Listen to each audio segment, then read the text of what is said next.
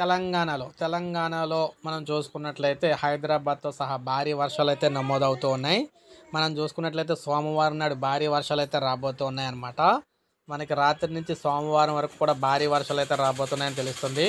నగరవాసులను హైదరాబాద్ నగరవాసులను వరుడైతే పలకరించారు.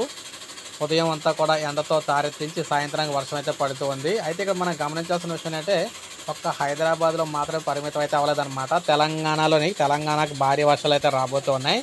మనకు సోమవారం నుంచి తెలంగాణలో భారీ వర్షాలు అయితే ఉంటాయని చెప్తుంది వాతావరణ శాఖ.